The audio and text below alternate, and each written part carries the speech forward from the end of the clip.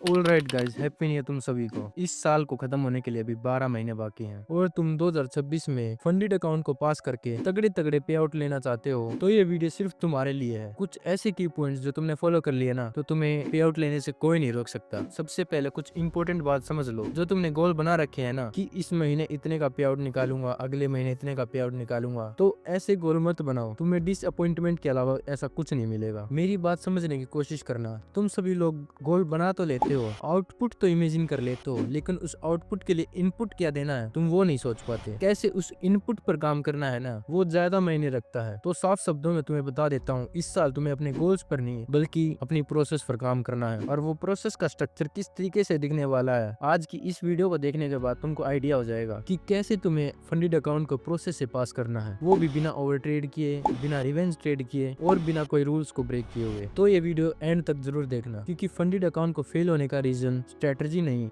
बल्कि human behaviour होता है। आगे बढ़ने से पहले मैं तुमको एक रियलिटी चेक दे देता हूँ। सबसे पहले ये बात समझ लो कि फंडिड अकाउंट को पास करना कोई मैजिक ट्रिक नहीं है। ये एक डिसिप्लिन टेस्ट है, पेशेंस का टेस्ट है और रूल फॉलोइंग का टेस्ट है। अगर तुम सोच रहे हो डेली ट्रेड करके और ज्यादा से ज्यादा ट्रेड करके मैं फंडिड अकाउंट को पास कर लूंगा, तो तुम्हारे 90% चांस है कि तुम उस अकाउंट को लूज कर बैठोगे। 2026 में अगर तुम पे आउट लेना चाहते हो ना तो तुमको अपना माइंडसेट शिफ्ट करना पड़ेगा। तुम ट्रेडर हो, गैम्बलर नहीं। तुम्हारा काम सिर्फ प्रॉफिट बनाना नहीं है, तुम्हारा काम अकाउंट को जिंदा रखना भी है। अगर तुम डिसिप्लिन रहे ना तो आगे का काम तुम्हारी स्ट्रेटजी संभाल लेगी। जो ट्रेडर अकाउंट को बचाता है वही लॉन्ग टर्म में प्रॉफिट बना पाता है। अगली चीज आती है कि तुम्हारी ट्रेडिंग एज क्या है। क्या किसी को पता है कि तुम्हारी ट्रेडिंग एज है ही क्या? अब यहाँ एक सवाल आता है जो हर ट्रेडर को अपने आप से पूछना चाहिए कि तुम्हारी ट्रेडिंग एज है ही क्या। एज का मतलब कोई सीक्रेट इंडिकेटर या मैजिक नहीं होता। एज का मतलब एक ऐसी चीज होती है जो तुम्हें बाकी ट्रेडर से हटके एक डिसिप्लिन ट्रेडर और कंसिस्टेंट ट्रेडर बनाती है। और एक ऐसी ट्रेडिंग एज है ए ट्रेड ए डे। फंडिड अकाउंट को पास करने के लिए गोल्डन थिंग यही है, ए ट्रेड ए डे। अगर तुमने इस रूल को फॉलो कर लिया ना तो तुम मोस्ट ऑफ ट्रेडर से आगे निकल जाओगे। तुम ये सब मिस्टेक्स ऑटोमेटिकली करना बंद कर दोगे। पहला है ओवर ट्रेड,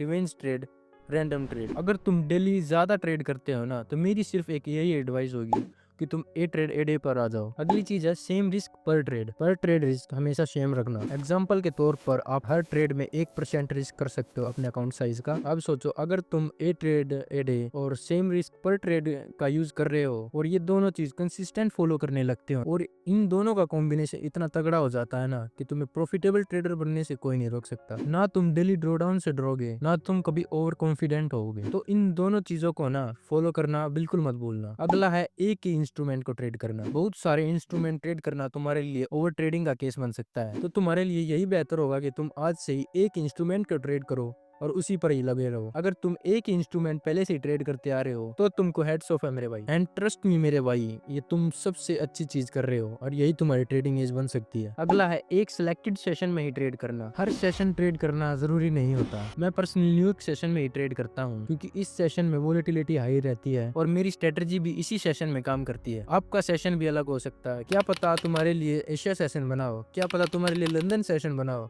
क्या पता तुम्हारे लिए न्यूयॉर्क सेशन बना हुआ। तो आज से ही एक सेशन ट्रेड करना शुरू कर दो, ये भी तुम्हारी एक ट्रेडिंग एज बन सकती है। अगला है विदाउट एसएल ट्रेडिंग करना। अगर तुम ये मिस्टेक अब भी कर रहे हो ना तुमसे बड़ा कोई मूर्ख नहीं है। और विदाउट एसएल ट्रेडिंग के बारे में ज्यादा बात नहीं करूंगा क्योंकि तुम सबको ही पता है कि विदाउट एसएल ट्रेडिंग करने से क्या होता है। अगर तुम 10 अक्टूबर को बिटकॉइन ट्रेड कर रहे थे, तुमने लॉन्ग ट्रेड ले रखी थी और तुमने एसएल नहीं लगाया तो तुम्हारा अकाउंट एक ही बार में वाइप आउट हो जाता। आप सभी को पता ही होगा कि उस दिन कितना तगड़ा क्रैश आया था। तो विदाउट एसएल ट्रेडिंग करना आज से ही बंद कर दो। और मैं यहाँ तुमको 2 बोनस पॉइंट देना चाहूंगा जिससे तुम्हारी ट्रेडिंग एज ऑटोमेटिकली बढ़ जाएगी और तुम बिना ओवर ट्रेड किए ना तुम और बाकी ट्रेडर्स से आगे आ जाओगे, जो कि है अलर्ट बेस्ड ट्रेडिंग करना। बार बार चार्ट को देखना अवॉइड करो। अगर तुम बार बार चार्ट को देख रहे हो ना तो तुम्हारा टाइम वेस्ट होगा, तुम और बाकी चीजों को फोकस ही नहीं कर पाओगे। तुमको बार बार इमोशंस आएंगे। तुम रैंडम ट्रेड ले सकते हो, ओवर ट्रेडिंग कर सकते हो, तुम रिवेंज ट्रेड कर सकते हो। अगर बार बार चार्ट को देखना बंद नहीं किया ना तो तुम्हारे लिए सबसे बुरी चीज हो सकती है। इससे बेटर यही होगा कि आप अलर्ट बेस्ड ट्रेडिंग करो। आप अपनी ट्रेडिंग स्ट्रेटेजी को इस तरीके से डिफाइन करो कि आप उसमें अलर्ट लगा के ट्रेडिंग कर सको। एग्जांपल के तौर पर अगर तुम्हारी स्ट्रेटेजी में liquidity SVEEP, FVG, order block, Fibonacci levels आते हैं तो तुम आराम से अलर्ट बेस्ड ट्रेडिंग कर सकते हो। चार्ट कम दिखेगा, इमोशंस कम आएंगे और ये चीज तुम्हारे लिए वरदान साबित हो सकती है। अगला बोनस पॉइंट है जर्नल लिखना और उसको रिव्यू करना। अब यहाँ पे बहुत सारे लोग कहेंगे कि मैं भी जर्नल लिखता हूँ, मैं डेली जर्नल लिखता हूँ, लेकिन जर्नल को लिखने का भी एक तरीका होता है और उसको रिव्यू करने का भी एक तरीका होता है। सबसे पहले जब भी तुम ट्रेड लेने को जाओ ना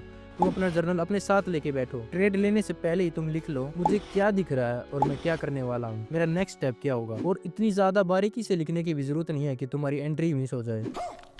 देखा आपने लापरवाही का नतीजा है। और एंट्री लेने के बाद तुम्हें लिखना है कि तुम क्या फील कर रहे हो। अब प्राइस तुम्हारे अगेंस्ट में जा रहा है, तुम क्या फील कर रहे हो। प्राइस तुम्हारे फेवर में जा रहा है, तुम क्या फील कर रहे हो। तुम ज्यादा लालची तो नहीं हो रहे हो, तुम ज्यादा फियर में तो नहीं हो रहे हो, तुम अभी भी मेंटली स्टेबल हो कि नहीं। अगर तुमने लालच किया है तो तुम्हारी क्या गलती थी। तुम्हारा एसएल या टीपी लॉजिकल था कि नहीं। तुम्हारा डीपी लॉजिकल था लेकिन तुमने अब उसको बढ़ाया क्यों। तुम्हारा एसएल छोटा था, तुमने उसको बढ़ाया क्यों। वो सभी चीज तुमको लिखनी है। ऐसे ही धीरे धीरे करके ना अब बेटर होते जाओगे। और सबसे बड़ी चीज यही होती है कि तुम टीपी लॉजिकल नहीं लगाते। अगर अब तक तुम जर्नल नहीं लिखते थे ना, आज से ही जर्नल लिखना चालू कर दो। 2026 तुम्हारा स्ट्रॉन्ग ईयर होना चाहिए। दिसंबर में तुम सभी को रिग्रेट नहीं होना चाहिए कि थोड़ी और मेहनत कर ली होती। और आखिरी बात मेरे भाई, सभी प्रोफेशनल ट्रेडर कहते हैं कि अपने रूल्स को जितना सिंपल हो सके उतना रखो, और यही सच भी है मेरे भाई। अगर तुम ट्रेडिंग को ओवर कॉम्प्लिकेटेड बना दोगे तो एग्जीक्यूशन के टाइम तुम्हारा ब्रेन ओवर थिंक करना चालू कर देगा, जिससे तुम्हें तरह तरह के इमोशंस आएंगे, और वही तुम्हारा सबसे बड़ा दुश्मन है। इस साल सिर्फ तुमको प्रोसेस पर ध्यान देना है, रूल्स को रिस्पेक्ट करना है और पेशेंस को अपना वेपन बनाना है। फिर तुम खुद देखोगे कि तुम्हारा अकाउंट धीरे धीरे ग्रो हो रहा है। अगर तुम सीरियसली फंडेड अकाउंट को पास करना चाहते हो और पे आउट लेना चाहते हो